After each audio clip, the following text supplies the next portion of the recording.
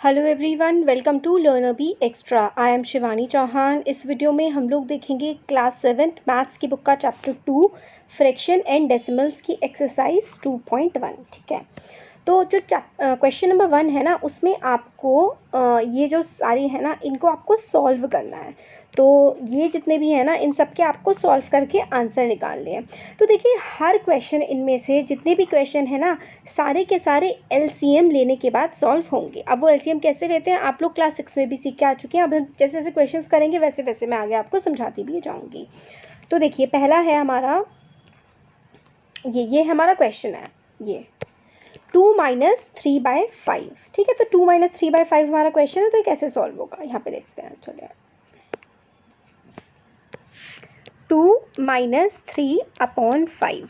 ठीक है, अब ये देखिए, जब भी कोई नंबर ऐसे खाली लिखा होता है ना अकेला, तो इसका मतलब ये होता है उसके नीचे क्या है, उसके नीचे 1 है। तो इसके नीचे भी ऐसे होगा 2 - 3/5। यहाँ पे 3 के नीचे अपॉन 5 है, और इस 2 के नीचे अगर नहीं भी लगा हो तो भी हमेशा क्या होता है, 1 होता है। तो अब आप लीजिए एलसीएम। तो इन दोनों का एलसीएम क्या आएगा, इन दोनों का एलसीएम आएगा 5। ठीक है, अब 1 की टेबल में 5 कितने टाइम्स आता है, कितने टाइम्स आता है 1 की टेबल में 5 आता ही नहीं है। तो फिर हम क्या करेंगे, सिंपली क्रॉस मल्टीप्लाई कर देंगे। तो 2 को हम लोग 5 से मल्टीप्लाई कर देंगे, और -3 को हम लोग 1 से। तो 1 से तो कुछ होता नहीं है, 3 1 3। ये हो जाएगा 5 2 10 -3/5। तो आंसर आ जाएगा हमारा 7/5। ठीक है, आंसर हमारा 7/5 आ जाएगा। कैसे किया हमने, 2 - 3/5 था, इस 5 की इस 2 से मल्टीप्लाई कर देंगे हम, क्योंकि करना पड़ेगा सॉल्व करने के लिए। तो अपॉन दोनों के नीचे क्या आ जाएगा, 5 आ जाएगा, और 2 × 5 हो जाएगा -3। तो हो जाएगा 10 - 3/5, यानी कि 10 - 3 होता है 7, 7/5 इसका आंसर आ जाएगा। तो जो पहला वाला क्वेश्चन है उसका आंसर देखिए, यहाँ पे 7/5 आ रखा है। अब सेकंड क्वेश्चन जो है वो है हमारा, सेकंड क्वेश्चन ये रहा, देखिए 4 + 7/8। ये हमारा क्वेश्चन है, 4 + 7/8। अब यहाँ पे ज़रा आप ध्यान दीजिए कि हमारा जो क्वेश्चन है ना, कैसे हम सॉल्व करेंगे। ऊपर हम लोगों ने क्या किया था, यहाँ पर देखिए, यहाँ पर हमने इस 5 की मल्टीप्लाई इधर की थी। इसी तरीके से हम लोग क्या करेंगे कि ऐसे करके हमारा सॉल्व होता है। कैसे, जैसे हम लोगों ने करके दिखाते हैं, इस 8 की मल्टीप्लाई इस 4 के साथ होगी। तो हम लोग कैसे करेंगे सॉल्व, ये देखिए, 4 + 7/8 हमारा क्वेश्चन है, 4 + 7/8। ठीक है,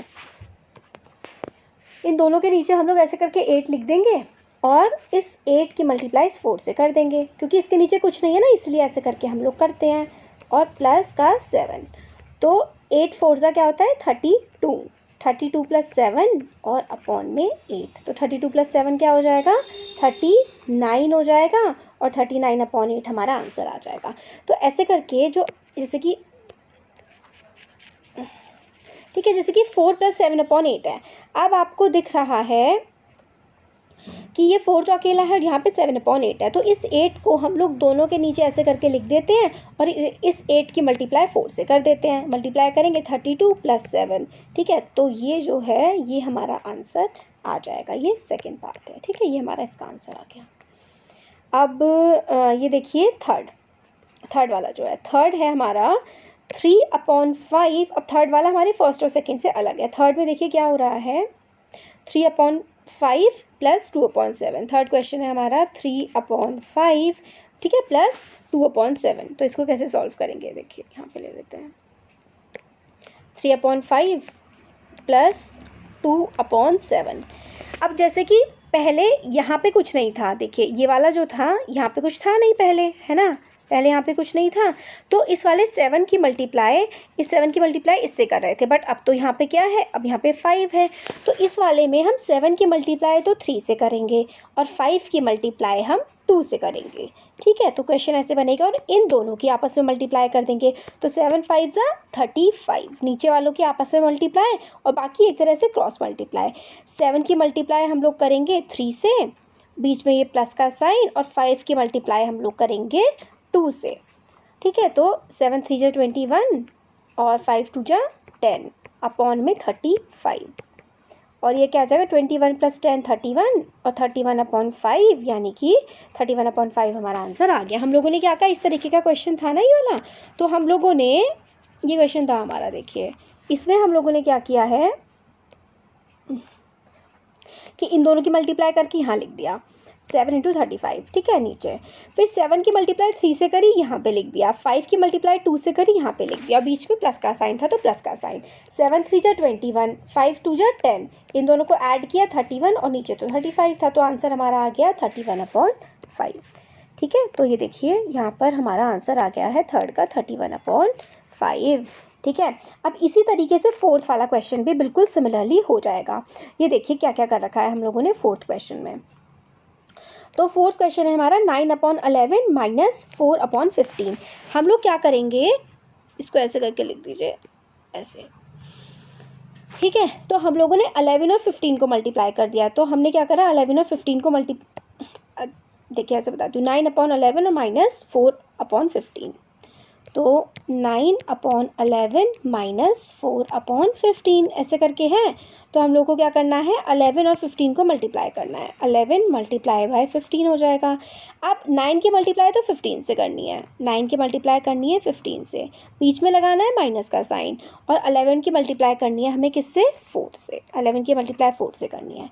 तो 15 और 11 की जब हम मल्टीप्लाई करेंगे तो जो आंसर आएगा वो हम लोग यहाँ पे लिख देंगे, और 15 और 9 की मल्टीप्लाई करेंगे तो ये आंसर यहाँ, जैसे 11 4 जा क्या होता है 44, और 11 और 15 की मल्टीप्लाई करेंगे ना, तो देखिए ट्रिक होती है, ट्रिक से आप लोग क्या करना होता है, 11 से किसी भी नंबर का मल्टीप्लाई होता है तो ये वाला एज इट इज़ लिख दीजिए, ठीक है।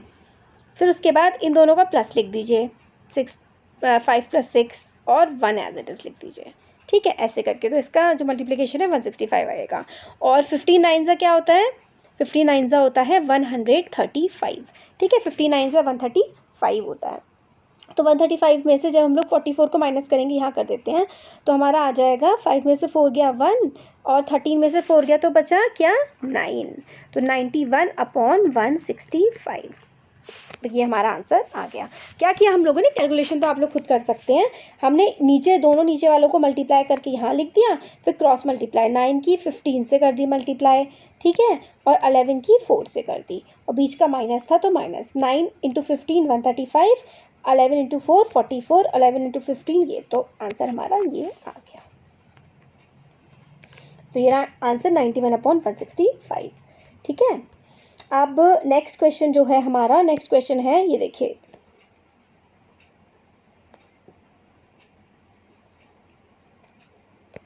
नेक्स्ट क्वेश्चन में हमारी कितनी डिजिट है, नेक्स्ट क्वेश्चन में हमारी 3 डिजिट है।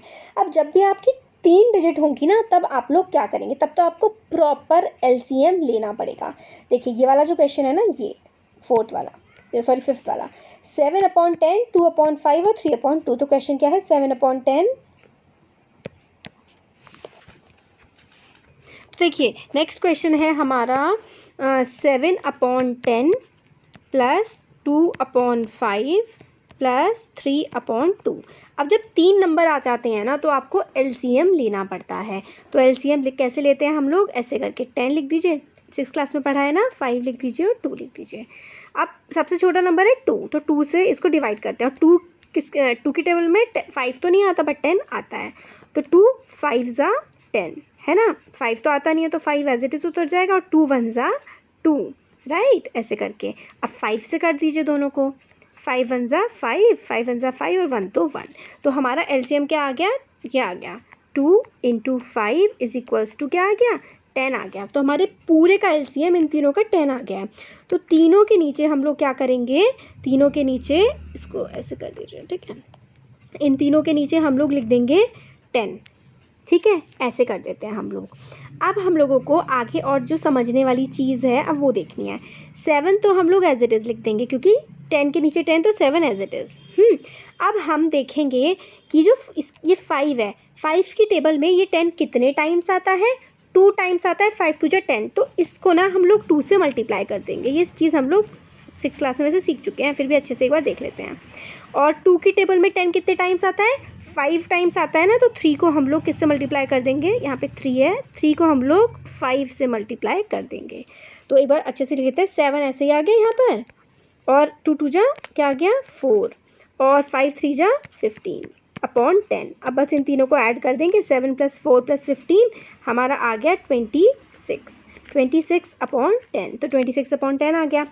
अब हमारा या तो हम आंसर इसको ऐसे ही लिख सकते हैं या फिर हम ये भी 2 से डिवाइड हो रहा है, ये भी 2 से डिवाइड हो रहा है, हम इसको 2 से डिवाइड कर देंगे। 2 1 जा 2, 2 3 जा 16 और 2 5 जा 10, तो 13/5 आ जाएगा। या फिर अगर आप इसको मिक्स्ड फ्रैक्शन में कन्वर्ट कर देंगे, अभी मैं आपको बता दूंगी, तो आंसर मिक्स्ड फ्रैक्शन में कन्वर्ट करके आ जाएगा 2 3/5। मिक्स फ्रैक्शन में कन्वर्ट करना भी सीखा है। अभी दोबारा से वाला क्वेश्चन मैं आपको समझाती हूँ, एलसीएम लेना भी समझाती हूँ और किस तरीके से। देखिए इन तीनों का हम लोग एलसीएम ले लेंगे ऐसे करके। यहाँ पे 10 5 और 2 हमने लिख लिया, तो 2 से डिवाइड किया इन तीनों को, 5 तो होता नहीं है तो एज इट इज़ लिख देंगे। 2 5 जा 10, तो 5 लिख दिया, ये 5 ऐसे ही आ गया क्योंकि 2 की टेबल में नहीं आता। 2 1 जा 2, तो यहाँ पे 1 आ गया। अब 5 से काटिए, 5 1 जा 5, 1 जा 5, 1 जा 5, तो 5 × 2 क्या आ गया हमारा एलसीएम 10। तो तीनों के नीचे हम लोगों ने क्या लिख दिया 10। अब 10 की टेबल में 10 कितने टाइम आता है 1 टाइम, तो ये तो एज इट इज़ आ जाएगा 7। अब 5 की टेबल में 10 कितने टाइम आता है 2 टाइम, इसलिए जो 5 के ऊपर है उसको 2 से मल्टीप्लाई, हम लोगों ने 2 से मल्टीप्लाई कर दिया तो 4 आ गया। ठीक है, 2 की टेबल में 5 कितने टाइम आता है 5 टाइम, तो 3 को भी 5 से मल्टीप्लाई कर दिया, 5 3 जा 15। ठीक है, अब इन तीनों को ऐड कर दिया, 15 + 4 19, 19 + 7 26 अपॉन 10। अब 26 और 10 दोनों के दोनों हम लोग और इसको सिंपल फॉर्म में कन्वर्ट करते हैं, तो दोनों के दोनों 2 से कट गए, ये भी 2 से कट गया, ये भी 2 से कट गया। 2 1 जा 2, 2 3 जा 6 13, 2 5 जा 10, तो 13/5 राइट, 13/5 आ गया। अब 13/5 को जब हमने मिक्स्ड फ्रैक्शन में कन्वर्ट किया तो 2 3/5। अब मिक्स्ड फ्रैक्शन में कैसे कन्वर्ट करते हैं वो मैं आपको बता देती हूँ। तो 13/5 था, तो 13 को हम लोग 5 से डिवाइड करेंगे। 5 2 जा क्या होता है 5 2 जा होता है अपना 10, रिमाइंडर बचा 3। ठीक है, तो जो रिमाइंडर बचता है ना उसको हम लोग इसको ऐसे लिखेंगे, देखिए 3 5 2, तो जो सबसे नीचे होता है वो तो सबसे ऊपर आ जाता है। ठीक है, और जिससे हम डिवाइड करते हैं, क्योंकि ये क्या था 13/5 था ना ये, तो 5 तो हम लोग एज इट इज़ लिख देंगे, 5 को हम बिल्कुल नहीं छेड़ेंगे। ठीक है, तो 5 नीचे का नीचे ही रह जाता है।